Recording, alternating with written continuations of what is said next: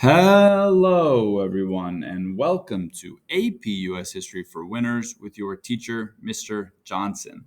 Last time we talked about America as a world power and the Vietnam War, and today we are talking about the Great Society, which is LBJ's, President Lyndon Johnson's plan to try to improve American society. So, if you are ready, let's begin.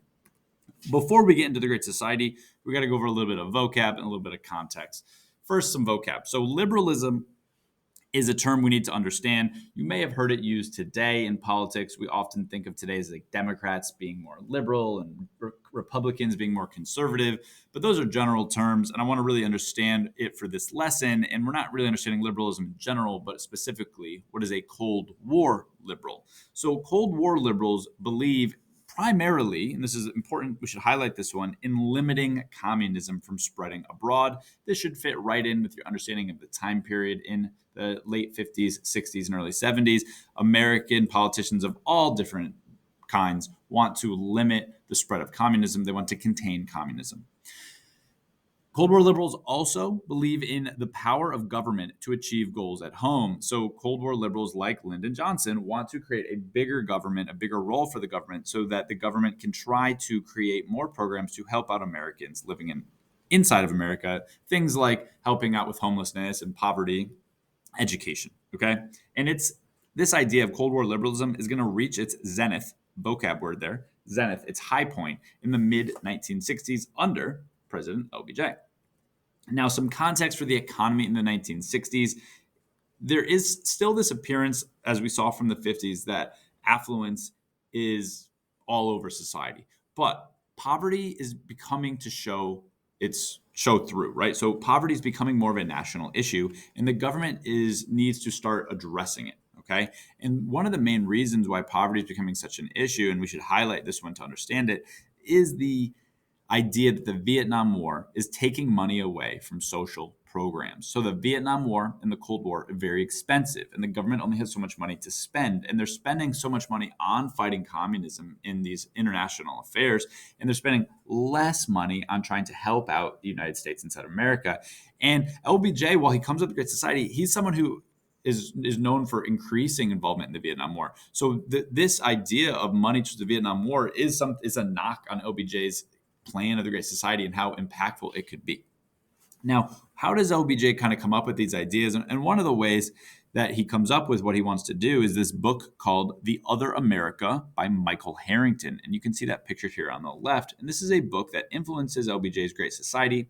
It argues that 25% of the nation lives in poverty, 40% of African Americans live in poverty, and even more Native Americans live in poverty. So it's making the claim and the argument that America needs help at home in terms of money, in terms of support. And so the government needs to do something about it. Okay, so what is LBJ's Great Society? So LBJ is the president right after John F. Kennedy's assassination. You can see him pictured here in the bottom left. And he is, as you can see, he's the tall guy there. So he's intimidating. He's a big presence in the room often. There's a lot of interesting stories about how LBJ tried to use his personality and his presence to try to get what he wanted to have happen in terms of the government. So what is his plan, the Great Society? Well, the Great Society is his way to improve America, just like FDR's The New Deal or Teddy Roosevelt's Square Deal. This is LBJ's way to improve America. And he does want to do a number of things. One thing he wants to do is to use the federal government to end racial discrimination. This is a little bit of a review, so this should be quick for you. He passes the Civil Rights Act of 1964. This bans discrimination in public facilities. He passes the Voting Rights Act of 1965. This eliminates literacy tests and states that the federal government could register voters. This is all designed to help people who are not white have more access to voting. Literacy tests, they come from the late 1800s. There were ways to try to discriminate against people of color from voting. And then I think this is new for you, though, but the 24th Amendment ends up getting passed at this time. And the 24th Amendment eliminates poll taxes. And remember, poll taxes were like a fee that people had to pay to vote. And this discriminates against people in poverty because they had to pay to vote. And often people would just not vote because of having to pay. Okay, so these are some ways that LBJ is using federal power to end some discrimination. But more importantly and more famously is this top one that we should know about LBJ's Great Society. And this is his ways of eliminating poverty and addressing other social issues. So he does this through creating a number of programs that maybe you've heard of because they still exist, like the Head Start program, which is a program to help out lower income people with education.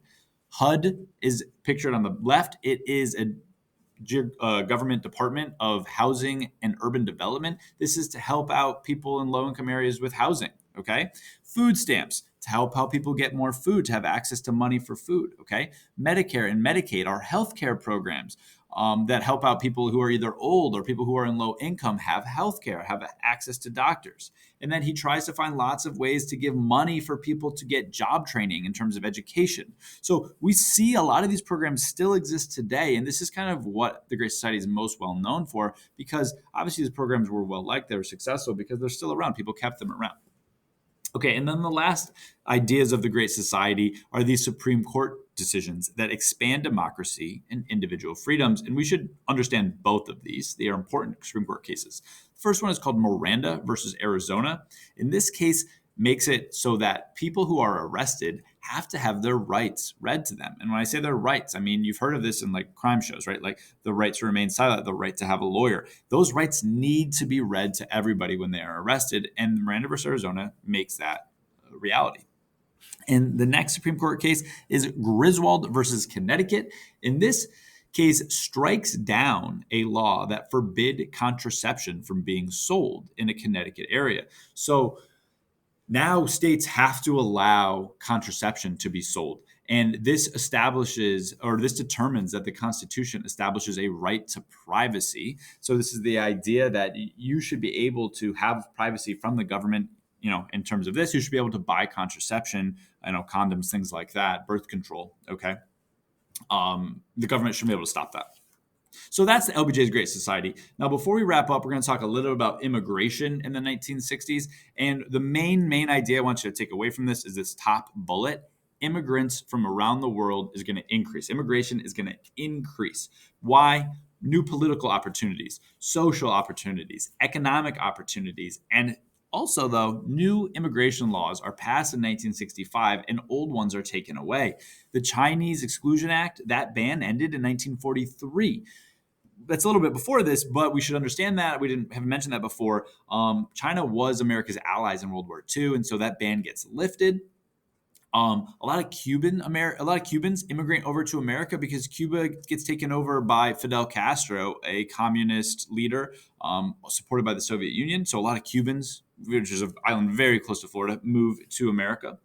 LBJ ends a lot of the nativist immigration bans in 1965. So if you think back to like the Quota Acts in the 20s, right? A lot of those are now banned. And so there's more immigration coming into America. And then the last reason why there's more immigration, well, all the wars, the occupation of Japan after World War II, America stays in Japan to rebuild the government. So a lot of Japanese people come over.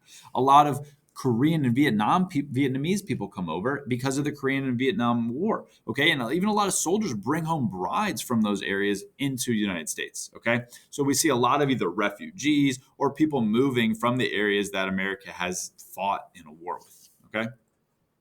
So that is it for our notes on LBJ's Great Society.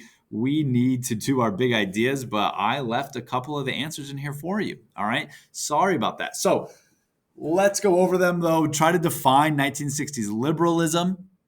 Try to describe the goals of LBJ's Great Society and be specific about one. And try to describe the causes of immigration in the 1960s and be specific about one. Thank you so much for watching. I will see you next time.